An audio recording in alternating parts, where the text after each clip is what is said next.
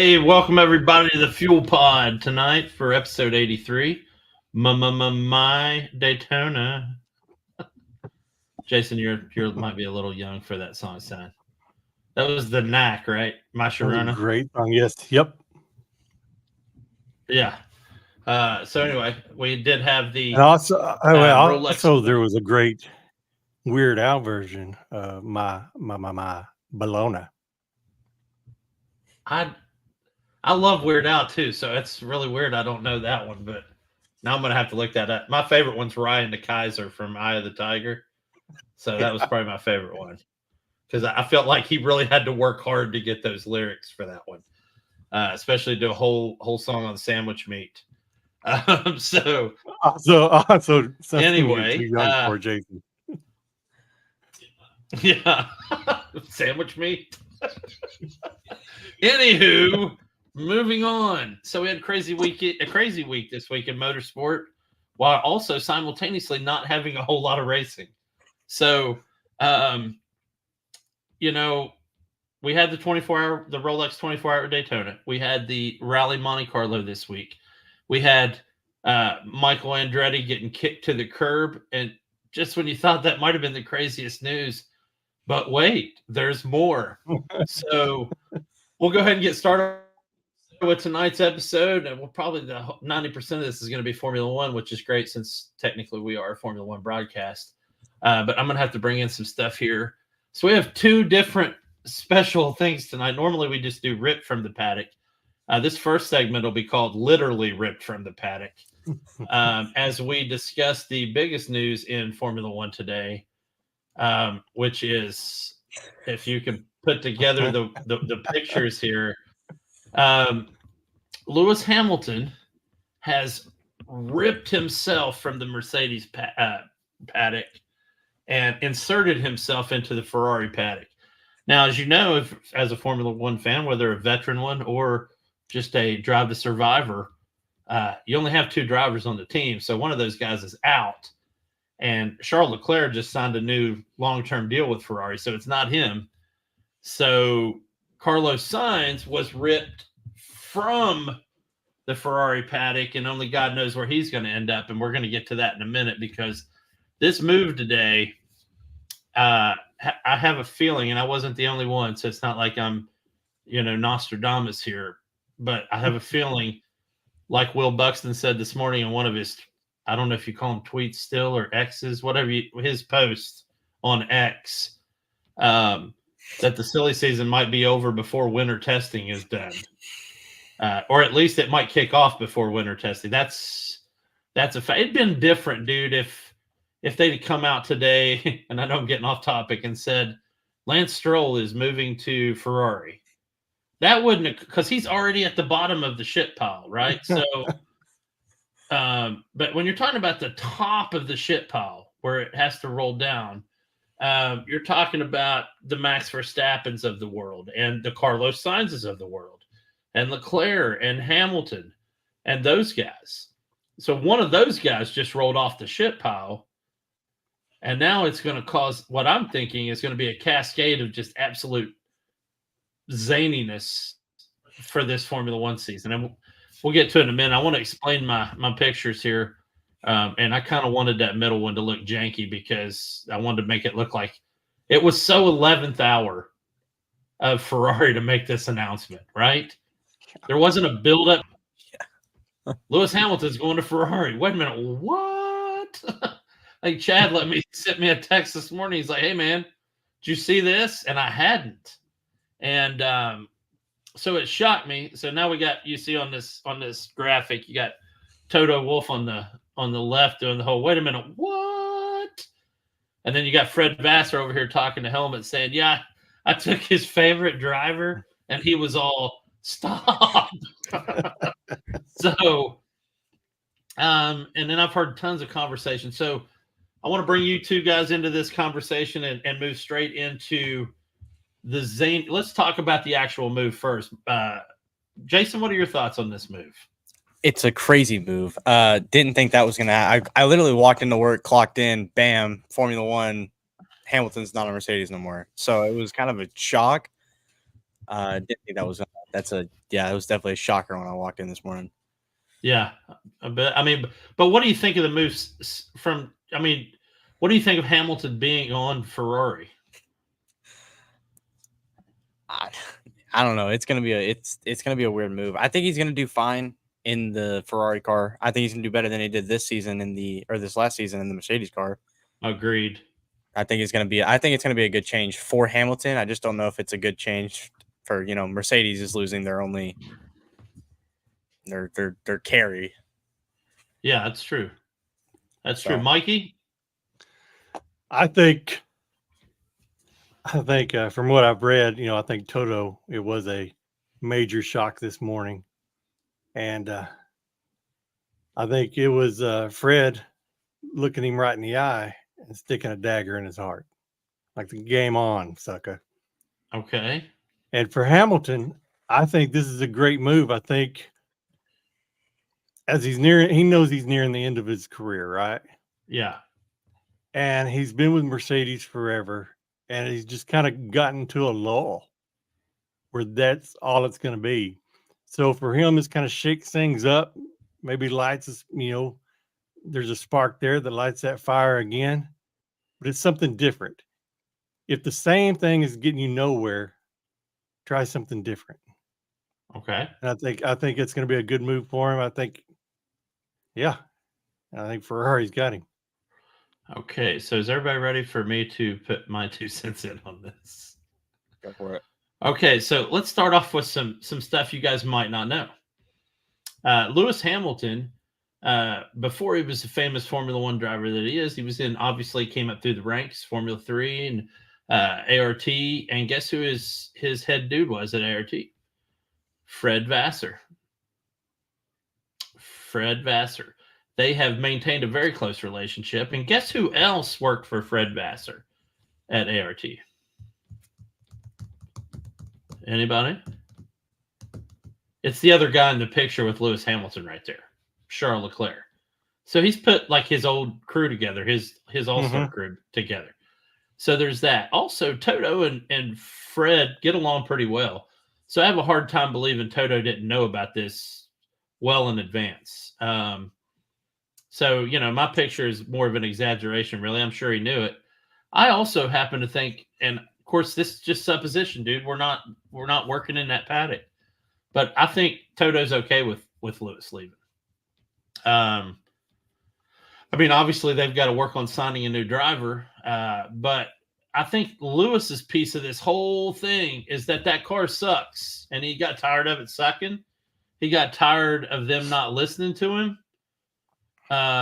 Now, granted, I know drivers can be divas, so a lot of times those engineers and team principals are like, "Yeah, just let him bitch, and then we'll do what we do." But they never came to the finish line for him. George Russell outscored him this year, which is never good. So You got Lewis Hamilton, who's 39 years old, and I actually agree with him. I think he's got 3 or 4 more years of racing left in him. You look at the guys, all the famous guys that have raced for the Tifosi at Maranello, and I mean, you're talking about Niki Lauda, and you're talking about Senna, and you're talking about Kimi, and you're talking about Vettel and Alonso, and lest we not forget Michael Schumacher. So. I think it's in the cards and I think they're gonna work that car with him, which I think that's what he wants. So I look forward to seeing what he can do there. Of course, it's not this year. So, if you're one of the people that ends up watching this and you were confused about when he's going, he's still at Mercedes this year. So, he'll be 40 by the time he sits behind the wheel of the SF25, which, by the way, Ferrari announced the name of their car model as if they needed to. They name it SF for Scuderia Ferrari, and then whatever the year is every year, except for 2 years ago when they called it the SF75 because it was Ferrari's 75th anniversary.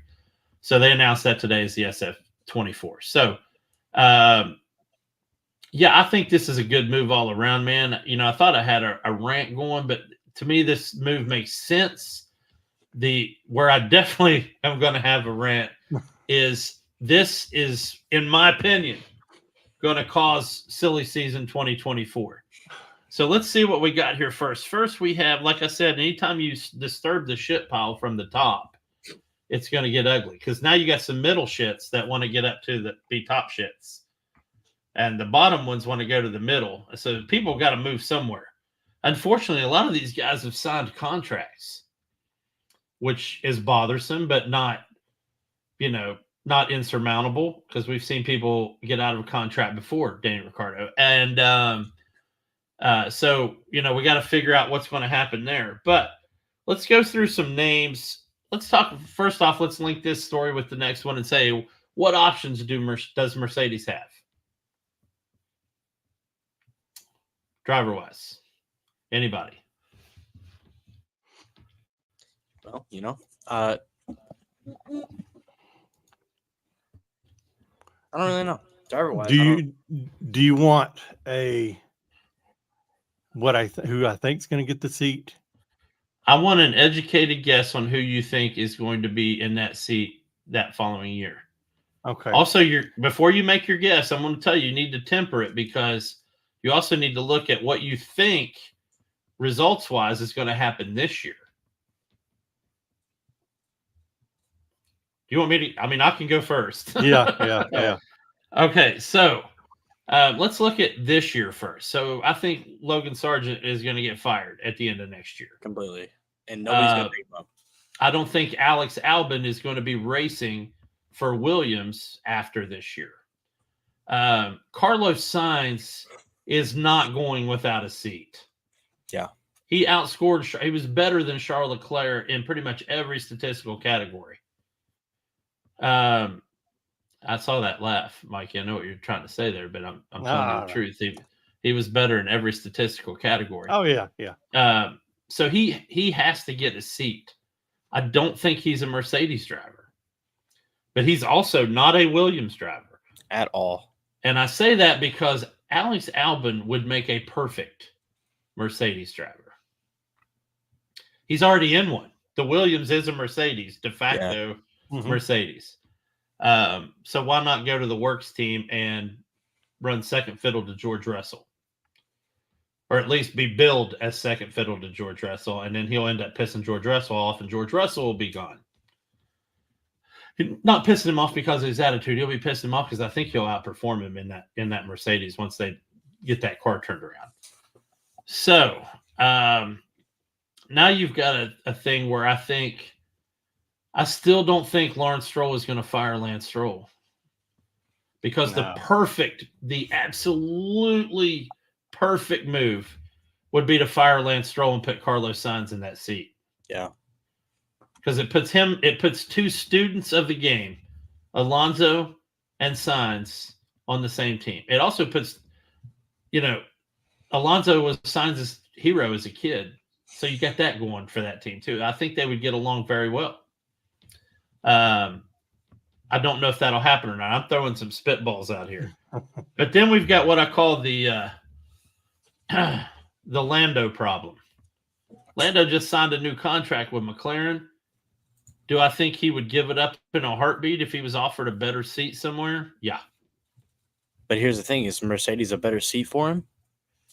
That's a good question. And then, all he's known is McLaren. Yeah, all he's known is McLaren. So, man, I don't know. I mean, you just brought up the $1 million question. Yeah, I don't think it would be Mercedes either. I think, it could be a lot of things. He could end up at Aston Martin.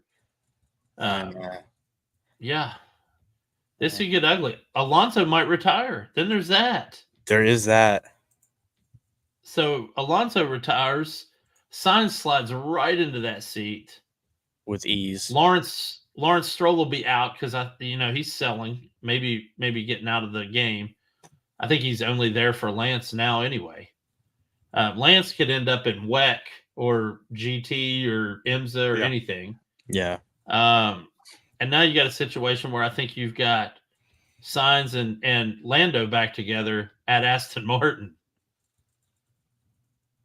That'd be be crazy. Yeah. Oh my. So, all right, that was my All 2 right. cents. You guys can Okay. go. All right. You ready? Yeah, Okay. So for the Mercedes seat that's open, yeah, I'm with you. I think Alex Albon gets in that Yeah. seat. yeah. And like you said, I think he smokes George Russell because the dude is fast.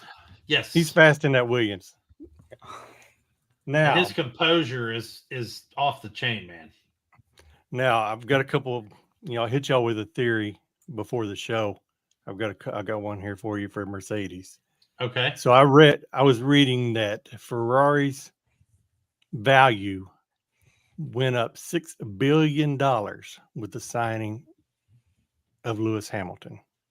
I don't doubt that at all. Okay, 6 so billion is that's a big number. $6 billion Lewis Hamilton away has. from Mercedes. I don't know if it takes it away. Does it add value? And they'll probably come up with numbers that support what you're saying. Mercedes is less valuable today than they were yesterday. Lewis Hamilton is the most loved and popular driver on the grid. Yeah. Worldwide, if you're talking worldwide, and not just Yeah. for racing, for culture, for fashion, for hell, even for soccer, man, or football. Sorry, but his goodwill yeah. work. Yeah, absolutely. Yeah, so Mercedes lost that. Mhm. How can we regain that? Who's All we? right. Mercedes? Okay. Yeah, right. Okay. They just signed a junior driver I brought up last week. And I think out of any of them on planet Earth, there's one girl that Oh, can here we drive go. Formula One today. Who is that? Dorian Penn. Nope. So, no, that's just a theory. Has nothing to do with her being a girl. I think there's other girls that are. That's okay. So, but doing something like that would recoup some of what was lost of Hamilton. Yeah. Anyway, that's not Albon's going to be in the seat. Okay. All right, so let's go to Carlos Sainz. Where's he going to be? I think I want to go back to the Dorian Penn situation because I like her a lot, and I like that whole team. But switching from a GT3 car or a GTE car or a GTD car, which are very similar, to an open seat F1 car without going through at least F2 is very tough. Yeah. That's got to be the hardest yeah, thing to do. I mean, like I said, Yeah. it was wild. I mean, right now she's in Saudi Arabia doing Formula 4. Yeah. And she drives everything. Yeah. She's like a female Jensen Button. Yeah, and she might be an absolute wonderkind, so it might be something she does do very well. But, I watched and I never remember her name, and I feel bad. I know this is an insult to her, but the girl that did the road test for Aston Martin. Yeah. Never remember her name, and I hate that. I'm going to have to find that and look it up. So I'm sorry, whoever you are. But, man, just stellar line she ran during that test and competitive speed. Yeah. Yeah.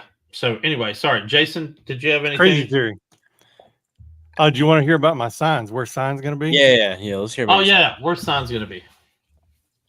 All right, this is going to be good. Signs is going to take the year off. All right. No, he's going to pull a Danny Rick. Listen. Oh, God. This is Disney. All right. Maybe XD. Disney. I'm getting 2 Disney movies out of this thing.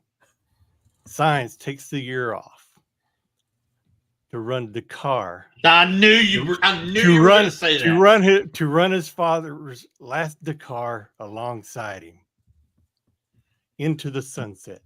Again, following Alonso as well, because Alonso did it, so he'll be able to say that. Yeah. Mm-hmm. So that's a Disney movie right there. Father, son, driving. They already made that. It was called Hidalgo with Viggo Mortensen.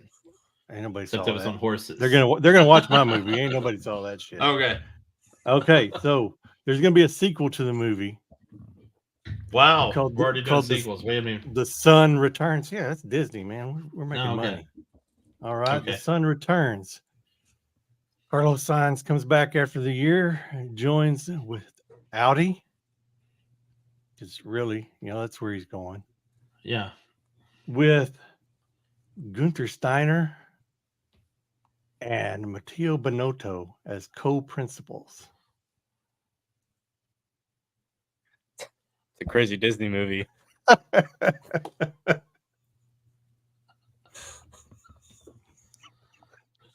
Sometimes I wish I could reach well other way through the screen and pass out. They're 10 full all hats. best friends. The sun returns. Okay. Wow. So if you're keeping score, I'm going to get The Rock to play. I'm going to get The Rock to play Carlos we've Sainz. That in the got a- Holy Scriptures. we've got a 1-year sabbatical. We've got 2 Razzie winning Disney movies, and yeah. So Jason, who do you got? Yeah, I kind of I don't know how to follow that one up, but I'm kind of on agreement of the Albin going to the Mercedes car. Okay. He is fast in that Williams car. He's very quick. Yeah. I think it'll be a good match there. As Carlos Sainz, I think he'd be great in an Aston Martin. I just don't know. I mean, if Alonso retires, I think he fills that spot. But I don't know if Alonso's going to retire this year. I don't think it's going to happen.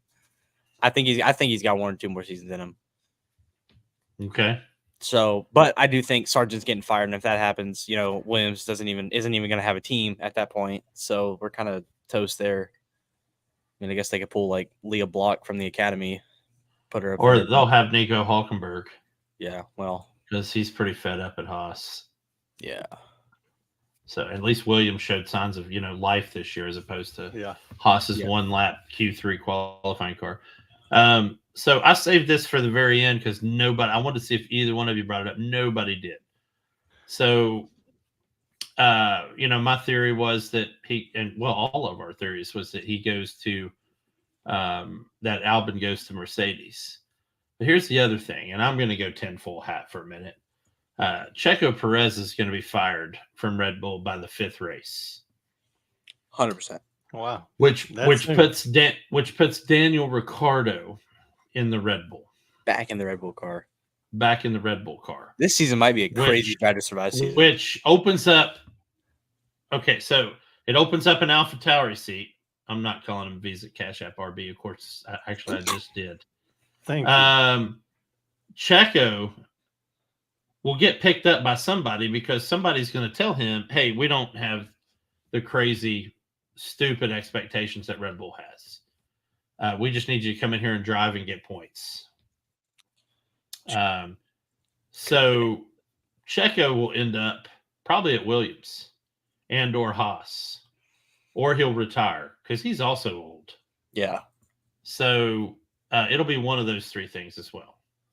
So by the time we get to the start of next season, we'll have Danny and Max back together at Red Bull. Mm-hmm.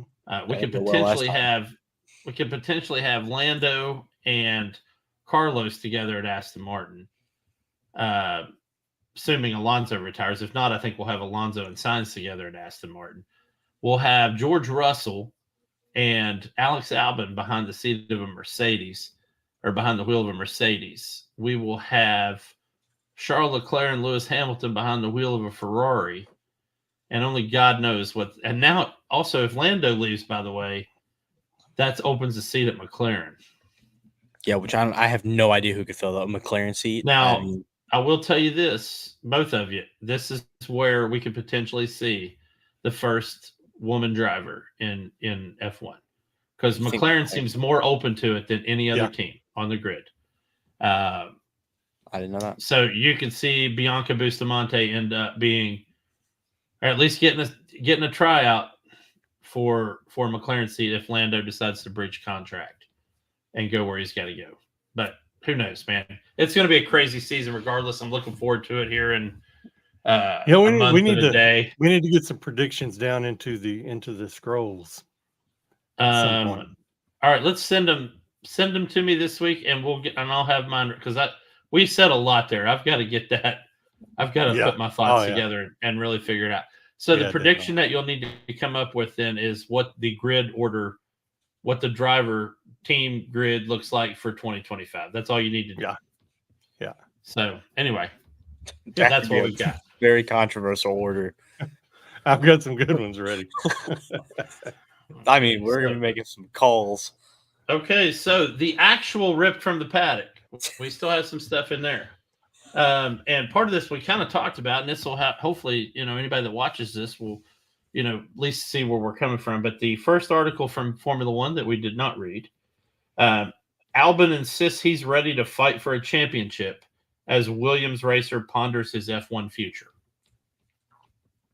I think we've really already covered this. I think he's outgrown Williams, and it's taken him a few years to do that. But I feel like he's, he made it through the Gotifi era. Oh my! God. Yeah, Wow. yeah, he made it through the Gotifi era, and How'd you know I was going to bring him up later? yeah, and that was hard enough as it was. And then he made it through the we don't give a shit about our car era.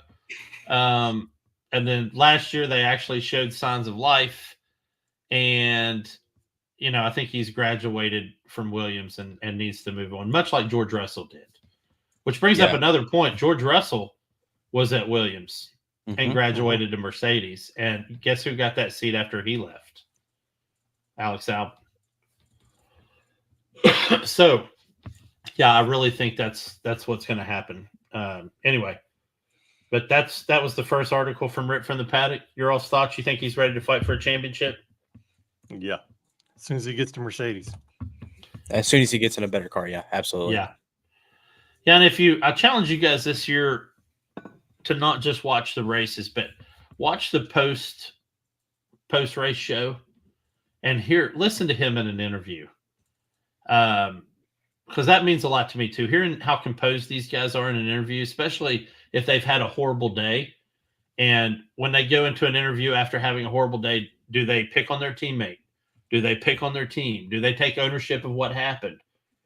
Do they try to let the press know, hey, as a team today, we didn't quite get it done, but we're working hard and pushing forward. And those are the kind of interviews that Albon did this past year. Mm-hmm. A couple years before that, that's not what you would have got. You would have got whiny, pouty Albon. And I didn't used to be a fan of his, but he's bringing me around.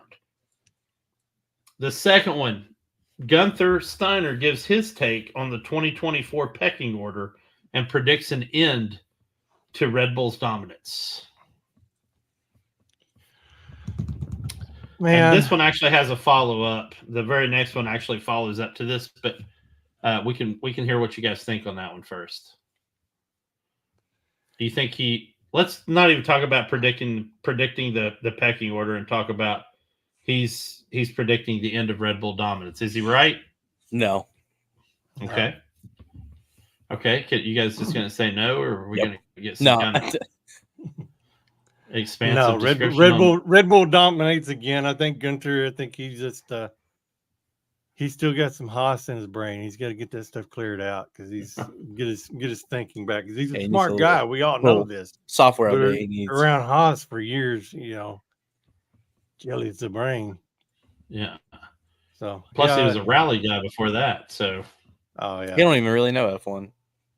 Wow. I can't even put him in a Williams car. I don't even know what to get. I don't even. You gotta wow. Gotta go with that. That's great. Anyway, wait, did somebody else log in here? No, nobody did. Bad news. So I think Gunther's should be at least taken as somebody that's been around the sport and knows a lot more than we know. Can he predict the pecking order? I'm sure he can, and I'm sure Red Bull's up there. Why do I think he's predicting an end to the Red Bull dominance? It's because of the next article that I didn't actually read. Because I was thinking about this the other day, but Christian Horner says, I'm fully expecting diminishing returns. Now, I get it. Christian Horner likes to sell tickets and likes to sell views. So a lot of times he plays down Red Bull just to start drama. He's done it 2 years in a row. He's done it for 20 years. Well, these last two were bad. But here's the thing about diminishing returns when he's talking about that Red Bull car. Adrian Newey himself said, I'm actually surprised that we dominated. All I did was build a car, and it happened to be the best one ever. And he's right. There was no way for him to know beyond a shadow of a doubt that they were going to win 15 or whatever how many races they won. They won 21 out of 22 or whatever, all of them but one, which was won by a Scuderia Ferrari. So when he's talking about diminishing returns, yeah, in Formula One, the better you do, the worse your offseason is going to be as far as testing. So you get decreased wind tunnel time. You also got Red Bull, oddly enough, one of the wealthiest teams on the grid, operating in a 70-year-old, and I'm using Horner's quote here when I say it, it's a Cold War relic wind tunnel. They're building a new one, but it won't be ready till 2027. And they've expanded that campus to the point where it's become its own little town, but still are operating in that shitty wind tunnel that they've had forever. And they also don't get a lot of the time in it. So you've got that. You've also got the point, and Mike, I know where you know what I'm talking about, even from just regular work life. When you've got a product that reaches a certain level where you can't really make it better, eventually your competitors will catch up. And even if they copy it, they're going to catch up. And so you've got this situation where Red Bull's here and everybody was here, and the top of the ceiling is here. So now Red Bull can only move this far. But those other teams can just keep incrementally chewing away at them like McLaren did. Chewing away at them until they're also, everybody's here. Now, like I said, I said this a few weeks ago, I think we're going to see 20 RB19s on the grid this year. So our Red Bull is going to be on the podium every week. But you know, I think Horner's right, and I think it's a smart move to say that out loud. That, you know, you can't expect this when all the other teams are going to be close to where we are. So your all's thoughts. Hey, so haven't read the article, right? Yeah. I'm fully expecting diminishing returns. What if he's talking about Checo Perez? I don't think he is. I'll get to that in a minute. Go ahead. You can say that if you want. It's your two cents. That'd be a heck of a shot. Because I did read an article on Checo Perez. I was going to add it to Rip from the Paddock, and then I accidentally read the article. So, yeah. Sucks when you do that, huh? Yeah. You said by race 5. Maybe Yeah. this was the first. Just go ahead and let you know. Well, You're outta in here. the Checo article, I will tell you this so that you'll have all the information making your opinion. But he said, listen, we're open to whatever as far as driver lineup goes. And he goes, we've got talent everywhere. And of course they do. And he goes, we've got a lineup of drivers from outside the Red Bull, family that we could bring in. So he said, this is what he said. It's literally Checo's seat to lose. So take that for what you want. All right. It's a theory. Yeah. Jason? Theories will be theories. Red Bull's not. They're just gonna be top. Red Bull's gonna be top. Whether all these people take and make all their cars RB19s, it's the Red Bull cars are gonna be on top the whole season. It is what it is. They built a great car, and they're just going with it. Even if everybody gets put into an RB19, they're not gonna know how to control it for the first 6-7 races. Well, you think it's more not being able to control it or not being comfortable behind the wheel with it yet? A little bit of both. Okay. That's a fair point. A little bit of both. So here's a unique stat for you before we move on. They did, I guess, Red Bull finance team determined that Red Bull's Formula One team moved 350 million cans of Red Bull this year. Just the Formula One team, which is more than the other top 9 countries that sell Red Bull. So part of me wonders if a lot of that wasn't drank by the team. Yeah. I mean, when I see a 1.8 second pit stop, I'm like, them dudes got wings. So they ain't got a motor. That's where all the weight is. The weight's gone. Yeah. There's no motor in that thing. It's just Max up there, Fred Flintstone in the thing. Or they've discovered how to use their energy drink as fuel. One or the other. They have a lot of fuel. It's like hot tub time machine all over again. This is Chernobyl. So anyway, and then last but not least, which would have made our top news tonight for Formula One, had it not been for Lewis Hamilton and Ferrari. Not that I mind Ferrari being in the news, but Michael Andretti, son of, I think, 2-time or 3-time champion Mario Andretti, who is one of the most successful race business owners on the planet, with so many winners in so many categories at Le Mans, at IMSA, at IndyCar, everywhere, has been trying to get a bid to be the 11th team on the grid in Formula One for years. And he was formally shut down this week. And there was a laundry list of reasons. There were 2 that were towards the top. One of them was that he wasn't going to have, and this is according to Formula One, he wasn't going to have a competitive power unit right out of the box. So that they would have just been, rolling in 11th for the first couple of years. I don't think that's true. No. At all. I think one of the biggest reasons is the other Formula One team principals saying he's just going to dilute the money that we get for us being up there and winning. And that is very true. The money will be further diluted unless they can, spend more of it on that or add more money to that pool. And I think the other piece, and it was unsaid, is some of the remarks that Andretti made about Formula One the first time they turned him down. And he basically lit them up. He got hot under the collar, as most Andrettis do, and lit them up. So I think that has a lot to do with it too. So what are your guys' thoughts on either Andretti or an 11th team on the grid?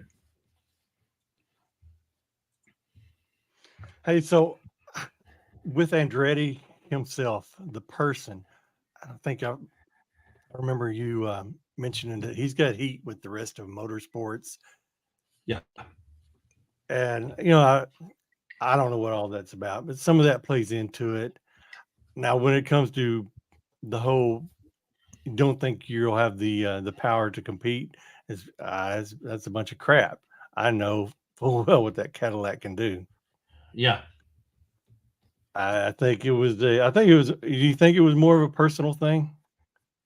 Or do you think I do. With the I heat of the 10 teams saying, no, we don't want another team. I think I think it was a combination platter. So I don't think they're ready to have 2 US based teams, for one. I don't think his comments helped him out any. And I'm sure his PR department told him that and said, hey man, you're not helping us out here. You're not giving us much to stand on. And then, but I think in any business, the profitability for everybody involved is going to be a key component of that. Now, what they did tell him was that if he came in as a works team, as Cadillac, they would gladly welcome a Cadillac works team, so that the other teams this would help defray that money delusion, is if Cadillac said, hey, we're offering our power unit to any other team on the grid that's not a works team. So McLaren could run with a Cadillac, which, by the way, Zach Brown and Andretti get along great, business partners on multiple ventures. Haas could run Cadillac, and probably I would think, as the other US based team, they might do it just from a save money standpoint, since both teams would be located in the US. And then any other works team, I mean, they're not going to do it, but Red Bull could do it. They're not a works team. They're not going to do it because they're with Ford now. So any non-works team, but Cadillac, this is the problem that I think Formula One had with it, as far as another reason, is that they're not coming in as a works team. They're coming in as Andretti Racing. Mm-hmm. And I think that's the biggest piece of it. is the money. Yeah. What if it was the Walmart, Chef Boyardee, Apple, OnlyFans, and Wish.com. Andretti Cadillac? Yeah. What if yeah. it was that? Would that change Yeah. things? I mean, who knows? You know, I mean, Or was it's a one moot person? point because he's not getting in. So Yeah. I mean, he maybe get in 26 when Audi comes in, When that or whole 28 when maybe Porsche comes back comes in to Formula One. We'll see. Or excuse me, 2030. Which by that time, I guess Formula E will have to go away because F1's goal is to be net zero carbon footprint by 2030. So Mhm. if that's true, then they'll be in full electric cars with no fuel. So, I mean, to me, at that point, Formula E should cease to exist. That was an accident. I was like, what are we wowing? So I was talking with my hands below the camera right here, and I swung my hand out and it hit the space bar, which I got a question real quick. flipped that soundbite. I got a question. Okay. Okay, so Formula One 2030, we're going full electric. That's the plan. Yeah. Yeah, that's the plan. How quiet are these cars going to be? Go when we get done here, or when you get a time, go to YouTube and pull up any Formula E race. Yeah. And it'll be yeah, that's what it'll be. Yeah. Pull up any race. Those things just whine. Yeah, it's rough. Yeah. Dude, that's like, I mean, they're fun to watch, don't get me wrong, but yeah, it's gonna be whining cars they're around not. the I track. think. I guess. Yeah. Okay. Yeah. Yeah, they need to put in dub in some different sound. Yeah. I could just put it on a So computer chip and then throw in whatever sound they wanted to. anyway, guys, that was all I had for Formula One. So let's talk. Let's see. Let's get ready. Let's talk I like some perfectly IMSA. timed that there. Yeah. Yeah. All right. Yeah, the Rolex So- 24. Mikey, you got the presentation, buddy. I'm just sitting here. I'm just a casual Holy, here we bystander. go. Get you. I don't have the slide controller. But yeah, I do. Yeah, so we had the Rolex 24-hour. It was 24 hours long. It started in the day and Yeah. ended in the day. I Yeah. woke up a few times in the night and it was going at night. Well, that's the coverage of the Rolex 24. Moving on. That's the end of the show. Thank y'all for being here. So real quick, All right, I want to show you this car. This is the Sean Creech Motorsport LMP2. That thing And screams look at the thing. America. Look at the stars and stripes. That is beautiful, right? Uh, So this guy, go to the next slide there for me. Okay.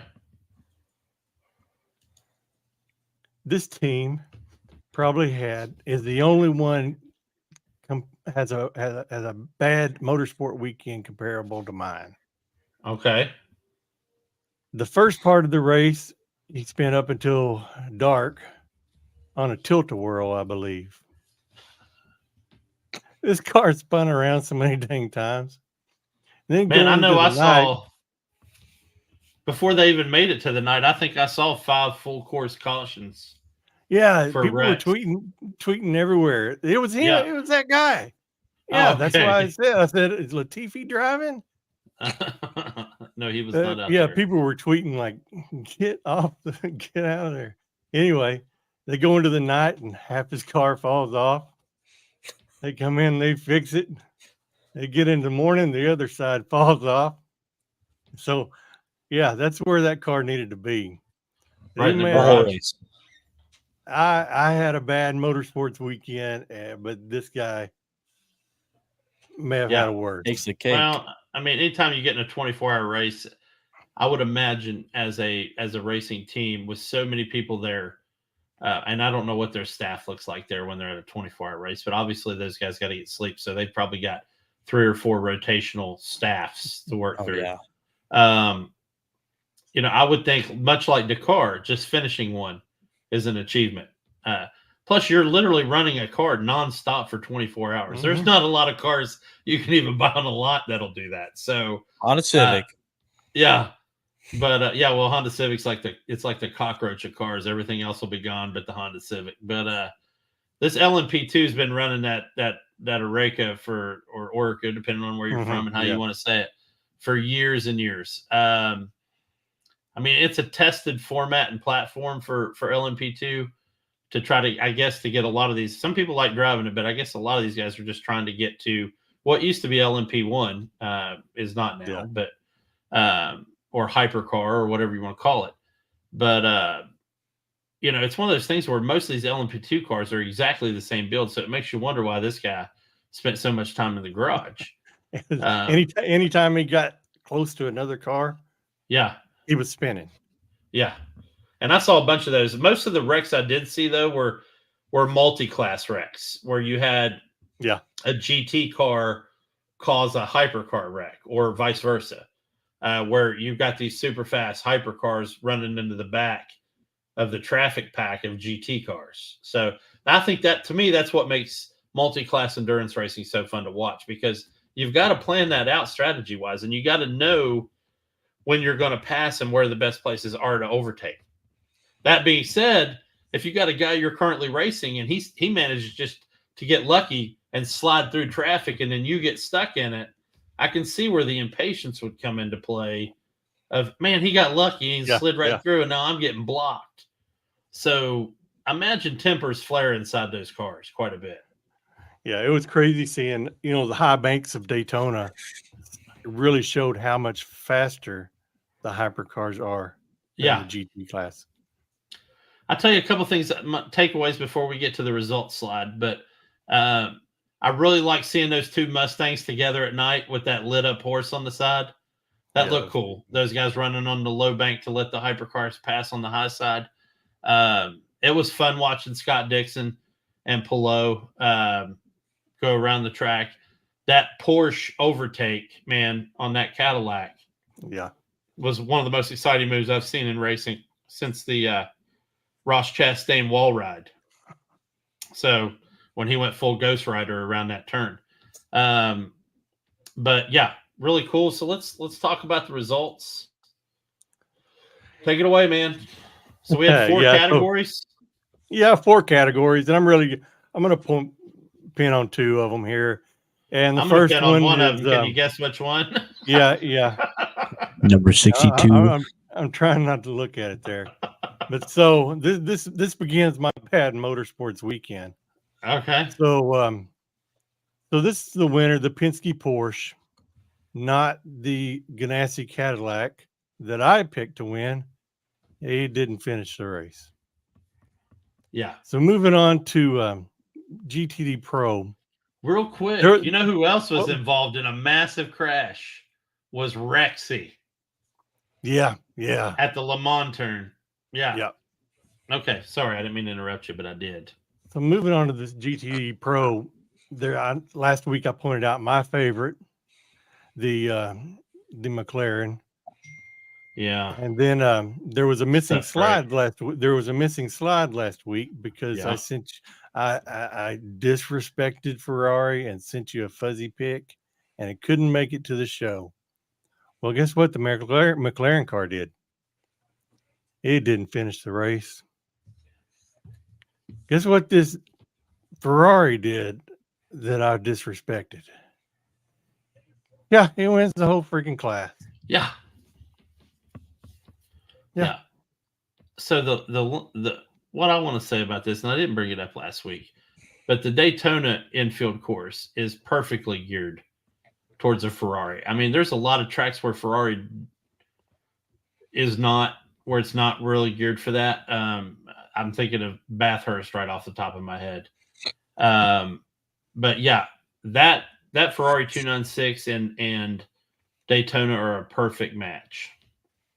So yeah, it sure was.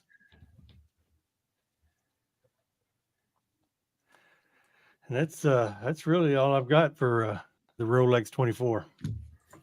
Yeah, I do. I mean, I am glad Mercedes came through there on the regular GTD, not Pro. because I watch a lot of that car on GT World Challenge, and I mean there's not a lot of people that can touch that. I'm sure you're familiar with Rafael Marcello that wins GT World Challenge like every year in that Codis ASP Mercedes that he drives, and I was really worried that even though Ferrari's in the GTD Pro, there was a couple of those Mercedes that I thought would maybe get a handle on it and get it, but they didn't. So anyway, so that was 24 at Daytona. Our next 24, I think, is Spa. I think that's before Le Mans. 24 Spa it's always a great race. Yeah, I love it. Always a great race, especially because you're guaranteed rain. Yeah, so I love watching. I mean, I haven't got to like watch the full race. I don't think I'm not staying up 24 hours to do that, but watching highlights of that race is always fun. It's always great. But guys, let's move on to some Fuel Pod news and let's close this thing out tonight. So we did have Rally Monte Carlo this weekend. My prediction proved to be the right one. Terry Neuville won the Rally Monte Carlo. Seb Ogier, yes, he did not win his 10th Rally Monte Carlo, but an unprecedented 10 podiums at Rally Monte Carlo. So that in and of itself is impressive. So I'm happy for him in that regard. And of course, the wizard Welshman, Elvin Evans, came in third on the podium with Oyt Tanek close behind in fourth. And Andreas Mikkelsen, who took your boy Espegalapi's seat, came in sixth with Katsumoto in seventh. So as far as other notables, but really good rally. My pick wasn't there. Yeah, that kicked off my my bad run of predictions there. So yeah, sorry about that. But yeah, so looking forward to what comes next for them. And then last but not least, on a fun note, and Chad sent this to me today. Huge Lego fan, Chad is, and this was on the Brick Fanatics, TikTok that and this is why I'm super interested. They're releasing the Ayrton Senna McLaren MP44 set from the 80s, and complete with his car, his Marlboro. Although I doubt Lego will do that, they'll probably come up with some weirdo name for that. They'll probably just put McLaren on it instead of Marlboro. But that car, if you don't know anything about the McLaren MP44, probably before the RB19, that was the most dominant car for a season in F1. So look it up. They won every race except one. And I'm pretty sure the one they didn't win, it was because they had a substitute driver behind the wheel, or they would have won all 16 that year. They did win 15 out of 16 that year in that car. That car, like, people thought they were cheating. I mean, it was. So when you get a chance, look up the McLaren MP44, beast of an F1 car. So anyway, I think it's cool that they're coming up with a set for that this year. It looks like it's coming out on March 1st, and it'll retail for $79.99. So hopefully Wally gets it in. Who knows? If not, you'll have to order it on Amazon or wait for the knockoff version on Temu. So anyway, guys, that's all I got tonight. Looking forward to hearing the fallout from the Hamilton Ferrari move next week. And I'm sure there'll be a lot of groups out there that have the same predictions we made tonight and seeing what they come up with.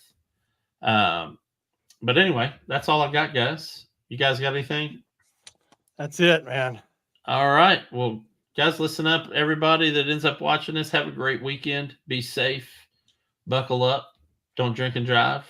Enjoy your motorsports weekend. And we will catch you guys next week with episode 84. Yes, sir. Yes, sir.